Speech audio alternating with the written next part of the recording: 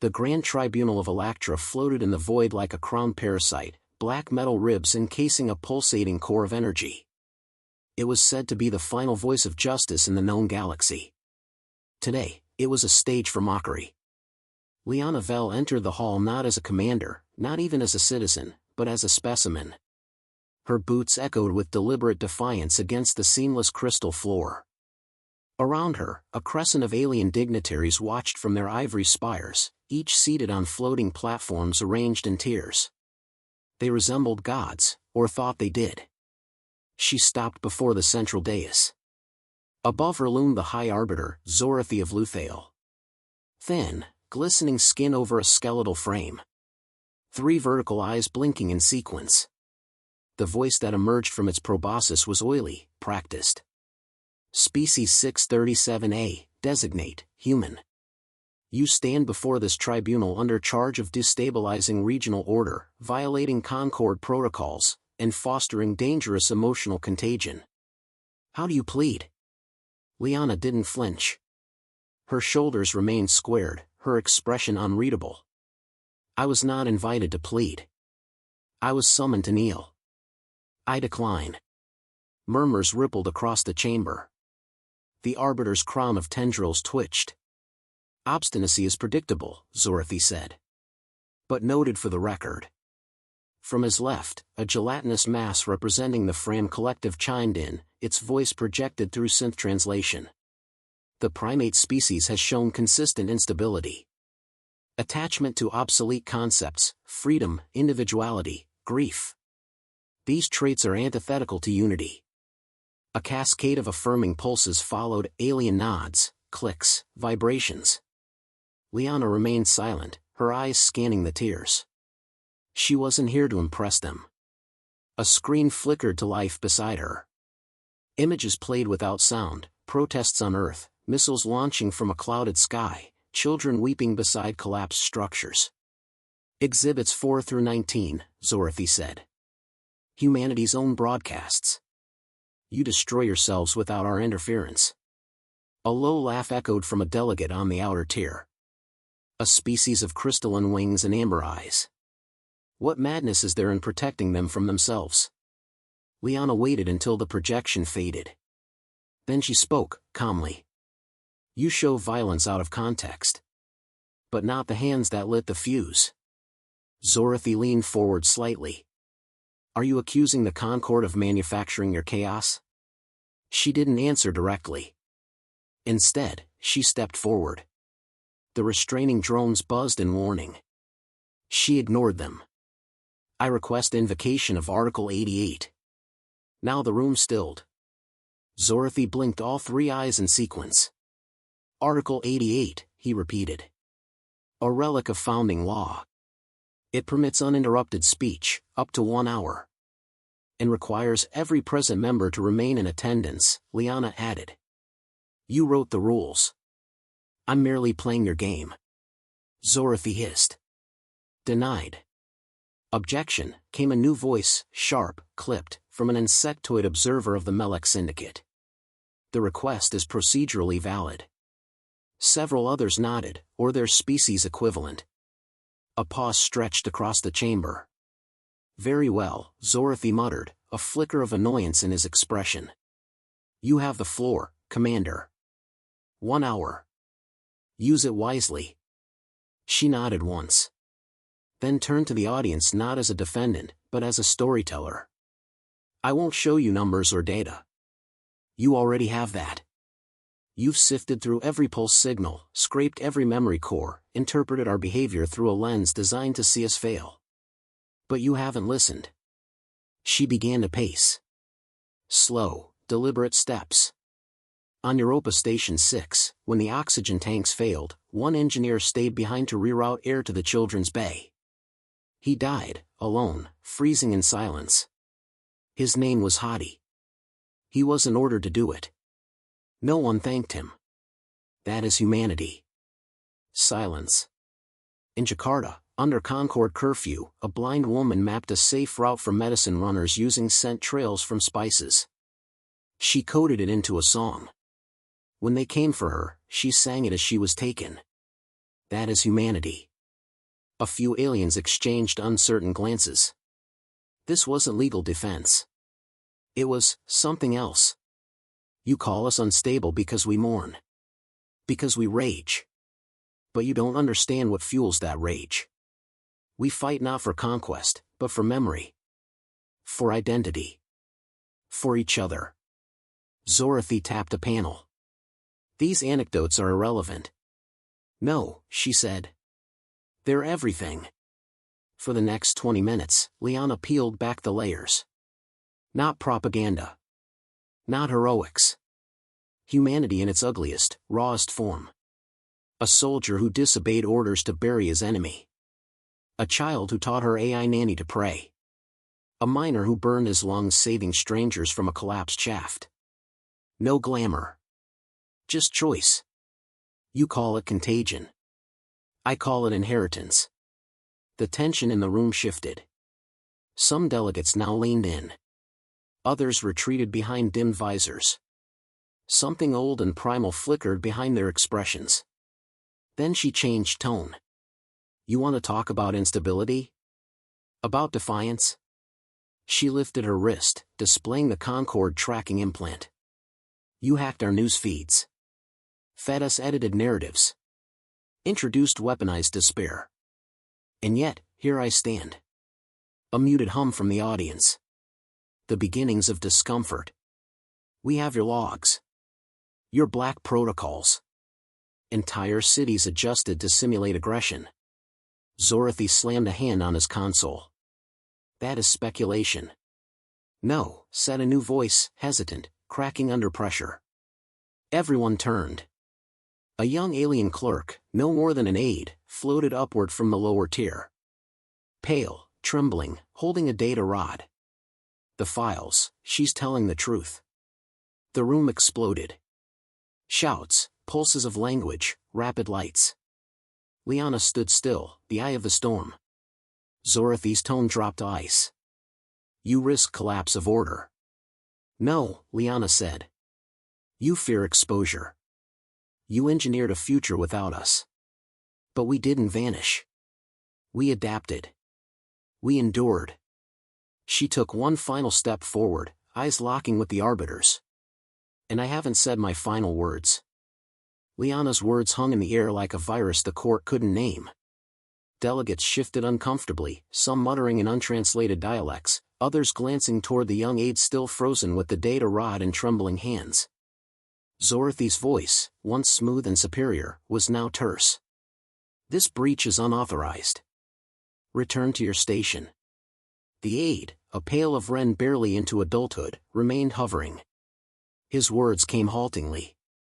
The directive was hidden in Level 9 encryption. It outlines psychological destabilization initiatives targeting Earth's media grid. It's signed by Concord Intelligence. A hush followed. The Melek Syndicate's representative tilted its thorax toward Zorothy. Is it true? Zorothy didn't answer. Instead, he gestured. 2 containment drones darted toward the aide. Liana moved first. Touch him, she said, and I'll invoke Diplomatic Breach Code 7. You'll be forced to dissolve the tribunal mid-session. The drones halted. A low, guttural sound emerged from a member of the Tharn Collective, half growl, half laughter. The human knows our laws better than we do. Liana turned to face the gallery. You called us irrational. Yet here you are, scrambling to bury evidence that you sparked the very fires you blame us for. Zorothy recovered quickly, but a hairline crack had appeared in his poise. Fine. Let's indulge this narrative. Suppose your claims are accurate. It still doesn't erase the fact that humans retaliated. Violently. Repeatedly. We reacted, Liana replied. Not with polished speeches or sanctioned procedures, but with desperation. That's what terrifies you. She raised a hand. A new hollow interface projected above her palm. A rotating map of the Andari belt shimmered into view. You sterilized the Ryzen Enclave.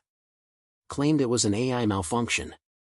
But this log shows Concord interference 2 days prior, adjusting orbital relays to simulate an external strike. Gasps broke the silence. The Varick ambassador's glow dimmed. Others whispered to assistants. Liana zoomed in on the coordinates. We lost 1.6 million civilians. Not rebels. Not soldiers. Teachers. Medics. Children. You wanted us to lash out. So you could file us under incorrigible. Zorothy stood slowly. These theatrics are dangerous. You twist facts. Offer emotion in place of clarity. No, she said. I'm offering a mirror. She turned to the assembly again. Her voice lowered, precise now. You've built a civilization on predictability. Emotions scare you because they're variables. But to us, they're instruments. We learn from grief. We evolve through pain. We love with purpose. The Tharn growled again. We do not fear your feelings, human. Liana met his gaze. Then why do you call them contagions?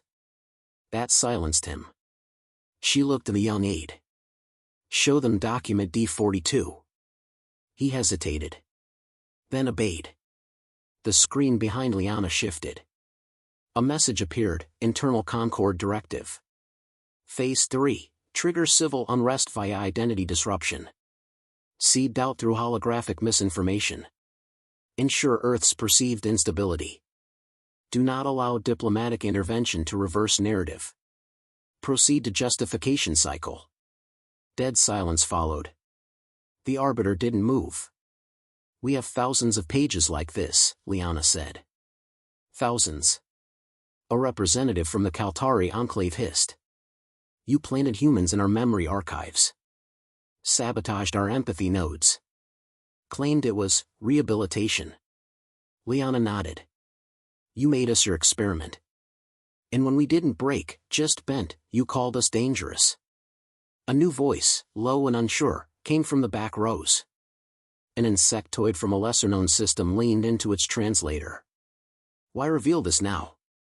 If you had these records before, why wait? Liana's eyes narrowed. Because the time had to be right. Because nothing changes minds like fear. And now, you're afraid, not of what we've done, but what we're capable of. Zorothy slammed a fist onto his panel. Sparks burst from the dais. His tone was laced with fury. This tribunal is descending into chaos. We will restore order immediately. But the floor light shifted, an automated response to procedural deviation. The court was no longer under full control. Protocol recognizes a rule fracture event, a synthetic voice announced from above. External audit required. All present must remain. Records sealed until conclusion. Liana looked up at the red beams sweeping the room.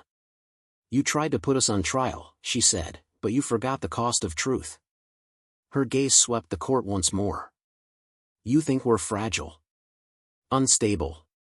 But tell me, what species survives 5 extinction-level threats and still builds music? What kind of race loses entire cities and responds with poetry, not surrender?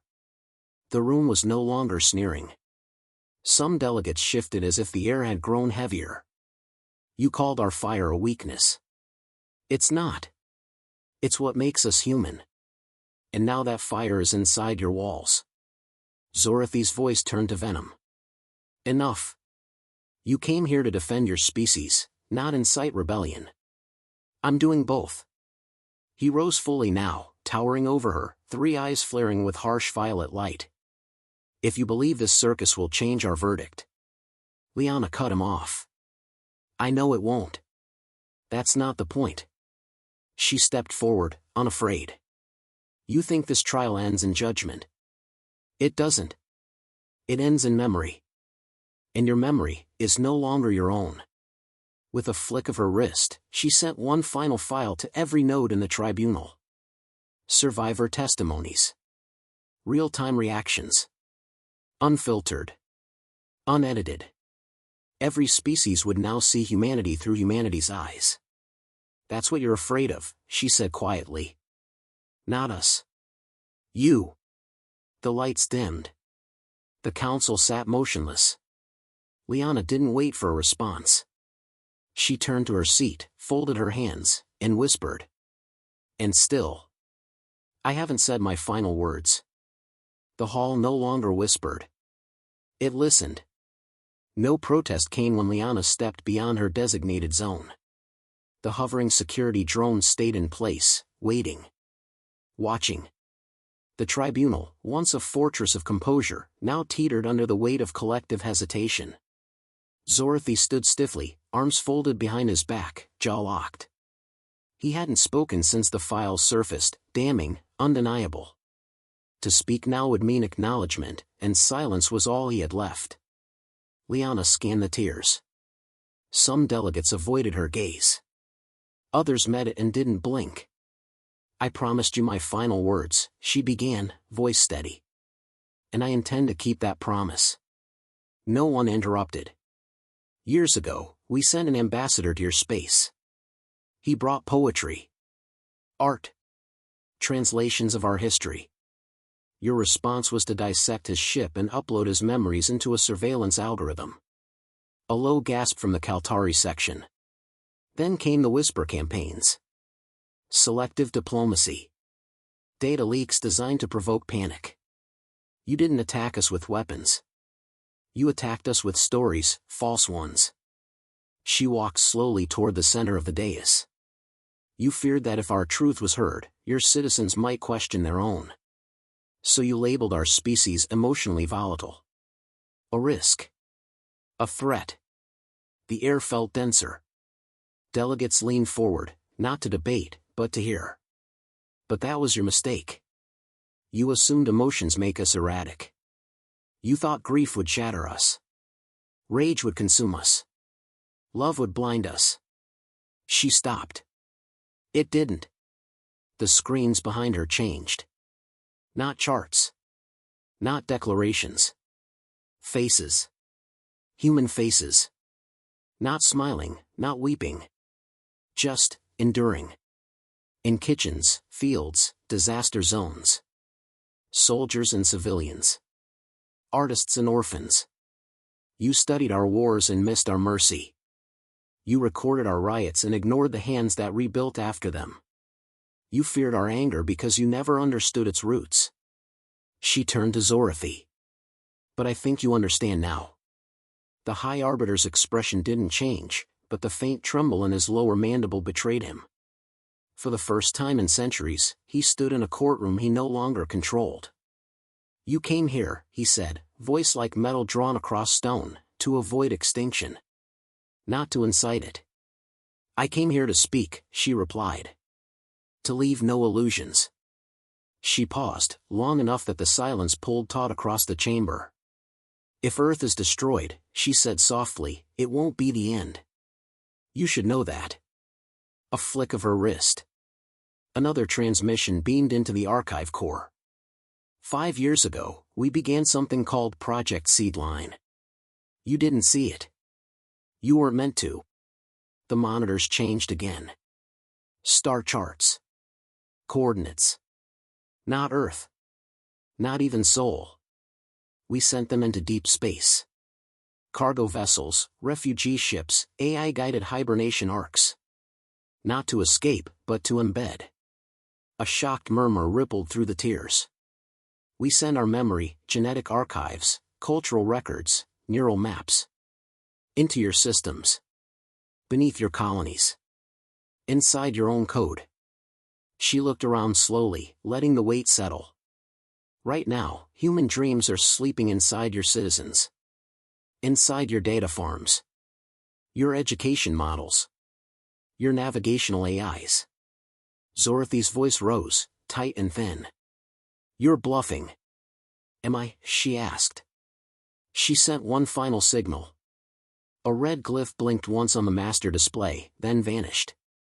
A message, pre-programmed, encoded with her biometric signature, now activated across thousands of systems.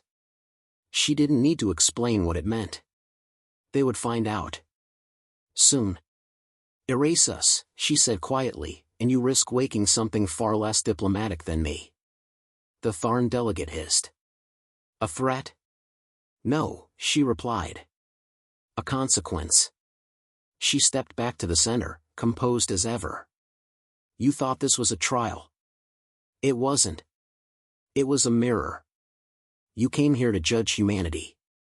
And in doing so, you revealed yourselves. No one spoke.